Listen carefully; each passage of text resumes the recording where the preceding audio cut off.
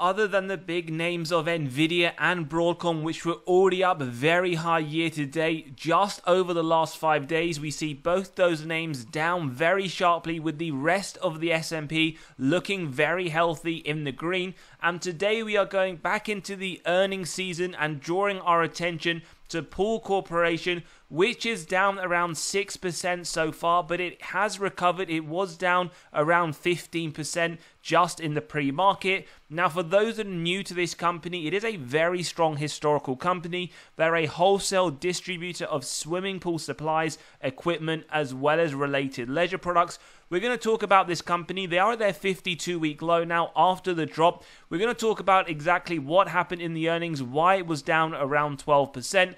We're also going to look at the historical performance in terms of the numbers, their revenue growth over the longer term, as well as their bottom line.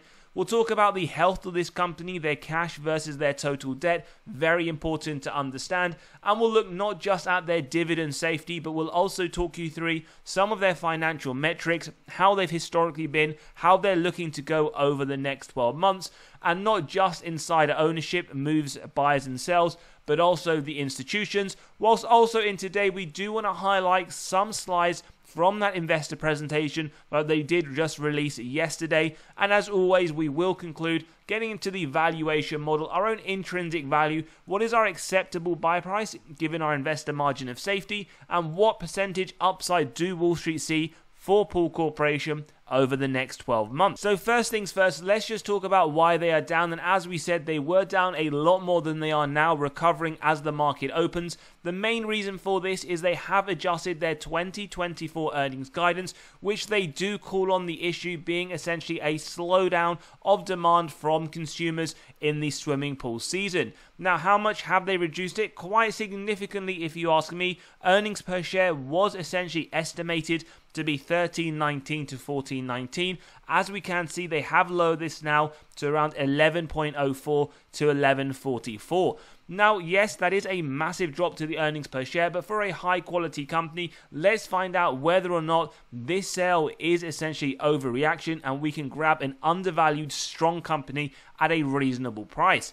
Now, year to date, it is down around 15%. Over the last 12 months, if you're a shareholder, you're down nearly 5%. If you're a longer-term shareholder, well, you would be up 491%. Bear in mind, if you do reinvest those dividends, you would be up higher. And in fact, over the last 10 years, which we will come on to shortly, Pool Corporation has outperformed significantly the S&P 500. As we mentioned, it is right there, in fact, at their 52-week low. We do get a buy rating from Wall Street, although a hold from the other two analysts. Forward yield 1.42%, forward PE 26, which is above the S&P's 22.5, but as always, for relevancy, we'll compare it to the sector PE. So let's dive into this company. First things first, their top line numericals.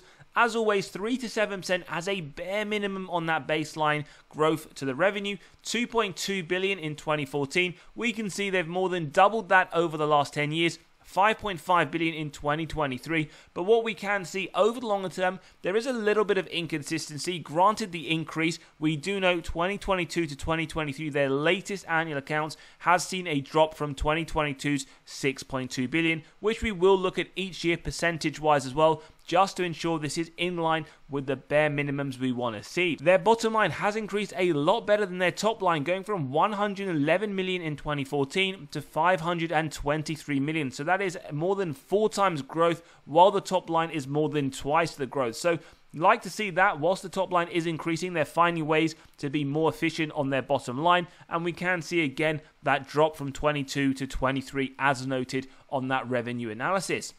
Then we move on to the health of this company. Cash short-term investments, 15 million in 2014, 73 million in their latest quarterly report, and again, similar to the other metrics, increasing over the longer term. As always, this number in singularity does not mean anything, so bear that in mind. Even if that said 10 trillion and their debt is sitting at 1,000 trillion, again, you always need to look at the whole picture. Total debt, in fact, 321 million in 2014, 1.3 billion in their latest quarterly report. So their debt levels have increased, similar to all the other metrics, but it is a lot higher than that small cash position that they do hold in relation, something that we will need to discuss when we come on to that dividend safety for Pool Corporation. So let's move on to the earnings per share. How have they performed historically? What is the expectation moving forward?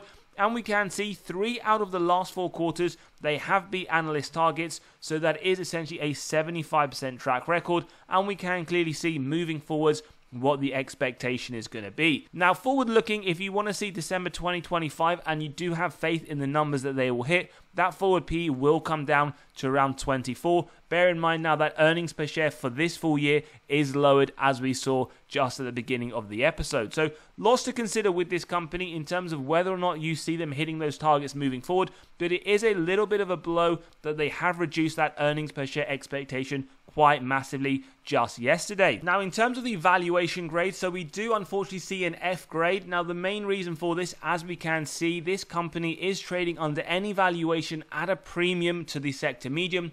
For example, the PE non-gap, which is what we refer to, the sector median is 15.63, so they are trading at a 70% premium. Sometimes, though, it is warranted, it is justifiable, which we will come on to and understand if that is the answer today. But again, throughout any valuation method that you want to see here, price to book, price to sales, forward looking, trailing 12 month, they are trading at some significant premium. We then move on to their growth grade. Now they get a D-, so not looking great. Year on year, -9%, sector median around 2.15.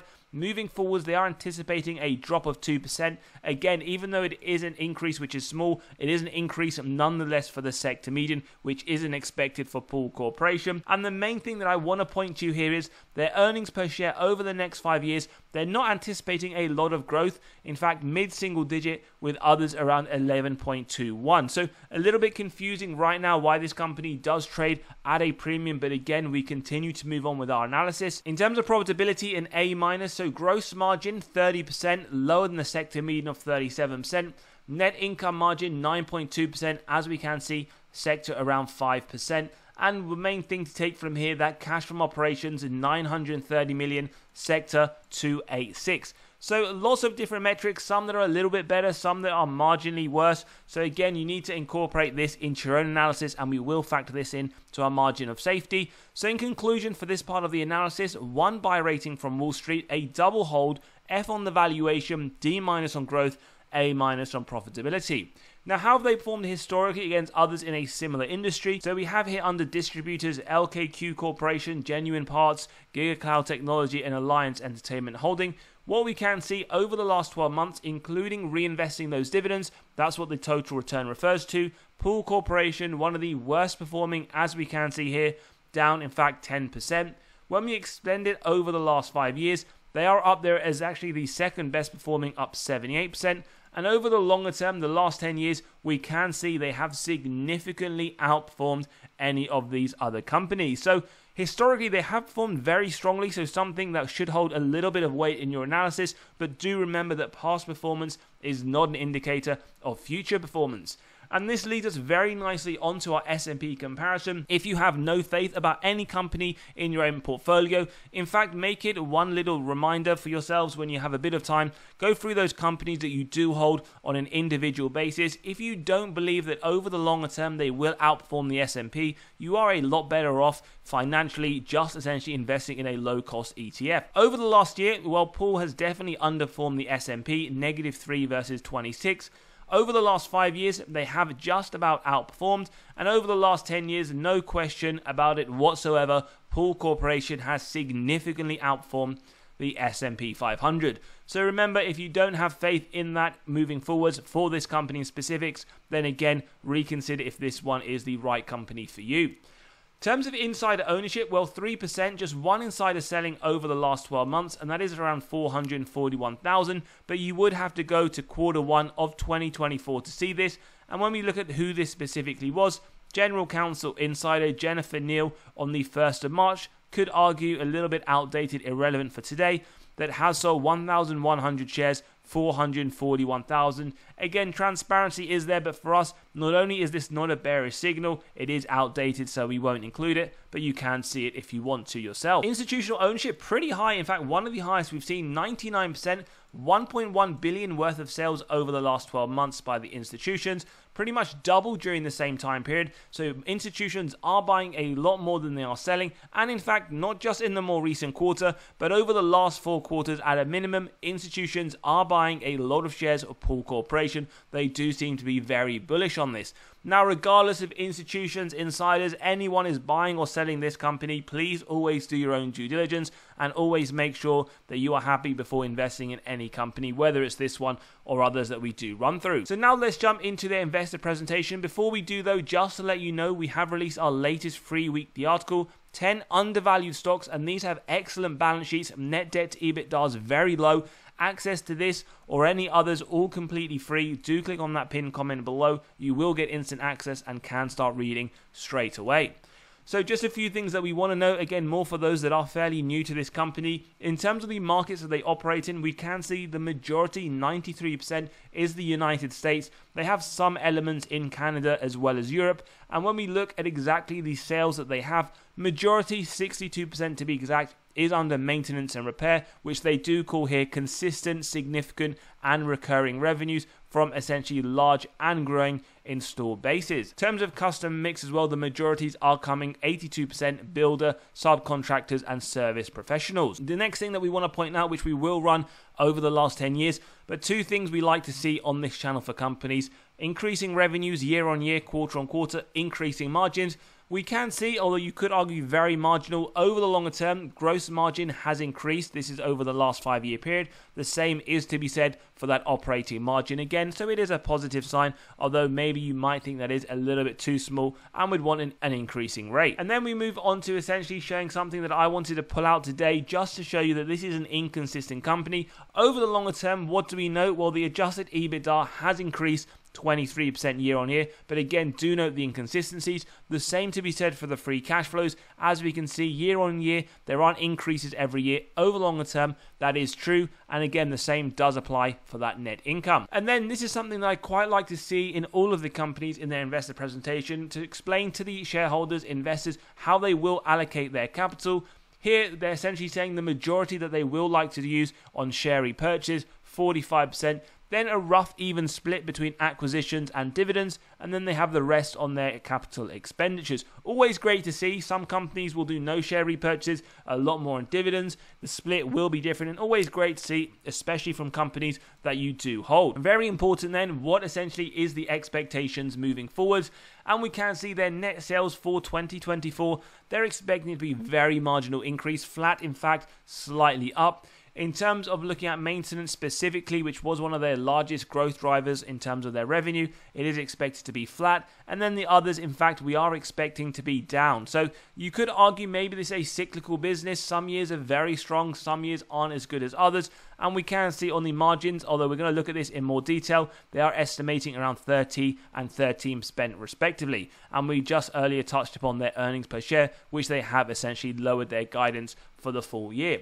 Now, what is quite nice about this, they talk about their long-term growth model, where they expect the numbers to be. Again, it does come down to whether or not you do take any confidence in these numbers. But as we can see, over the longer term, their top line, they want to increase mid to high single digit, 6 to 9 to be exact. And they want their margins to be around the current levels of 30%.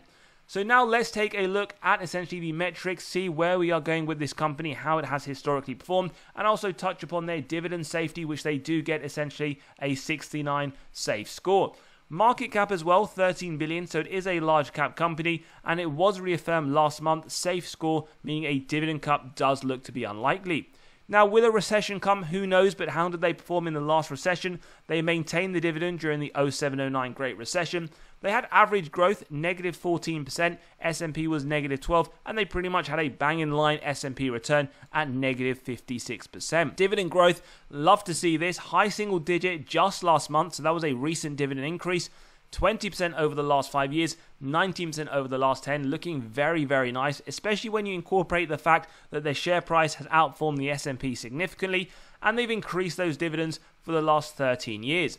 Now, in terms of dividend yield theory, we do get a severe undervaluation signal. Now, for those that are new, dividend yield theory states a company is undervalued when the current yield is above the 5-year average, 1.53 versus 1.06. In fact, the highest yield they've offered over the last 5 years. And when we look at the forward P, again, another undervaluation signal, 24.2 lower than the 5-year rolling, but bear in mind we don't look at any of these models in isolation, and we note the consumer discretionary sector does sit much lower at 14.2. Now, importantly, with companies that pay dividends, we focus on the free cash flow payout, earnings susceptible to manipulation by management through accounting, and below 60% is what we want to see to give us faith of those increasing dividends. That is pretty much what this company has for pool, other than 2018, 20% in 23 looking good, 37%, even the increase anticipated still looking very strong. In terms of free cash flow per share, as always, increasing over the longer term. It is what we get, but again, some years the increase is larger than others, not massively consistent on a year-on-year basis, and very key to highlight, over the next 12 months, they are anticipating this to drop. In terms of sales growth, well, as we always say, 3 to 7%, which they actually have hit, if not even a lot better, up to 2022. The last year down 10%, so maybe you can forgive them for that one negative year out of the last 10 years. And we can see, as we mentioned earlier, and we saw earlier, more than double their top line over the last 10 years. On top of those dividend growth, they are returning excess cash. They have done share buybacks over the period, although very small, but very consistent, a small amount year on year. And as we saw as part of their capital allocation, that is something they do want to incorporate moving forward. ROIC, very important metric, 10% or more. Give us faith management are able to effectively allocate their capital, and that is what they have done consistently over the longer term. Very strong numbers, even though it has decreased slightly. 27%, still making it very attractive for potential and current investors. Operating margin, as we said we would discuss, operational efficiency is what we get. We want above 12%, and it has been increasing, although even with the increase, the last 3 years have straddled around the minimum levels we want to see. Same to be said with the free cash flow margin. We want to see 5% as a bare minimum, 15% over the last 2 years. Hopefully they can keep that at a base level. We then finally move on to the net debt to EBITDA, the earnings before interest, tax, depreciation, amortization, with below 3 what we want to see. Number of years is exactly what these numbers are for the company to pay off all of their debt, net of cash on hand, 1.4 in 23, 1.35 over the next 12 months. Balance sheet looking very safe. That free cash flow payout looking very low. This does look like it will continue to be safe for the foreseeable future. So let's jump into the valuation model. As always, if you do enjoy the content, value is being provided. Smash that like button, hit that subscribe and bell button so you are continually notified of these videos as they drop. So the first model we're using is the multiples valuation model. We have companies in a similar sector and size. Their average P multiplied by the EPS of Pool Corporation, and we can see today a massive overvaluation signal. 2 things to note. First one, we don't look at any model in isolation. Second thing, this highlights that Pool Corporation is trading at a much higher P than others in this industry or similar sector. We then move on to the dividend discount model. We have the growth in those dividends year on year, average just under 18%, as we saw very, very high.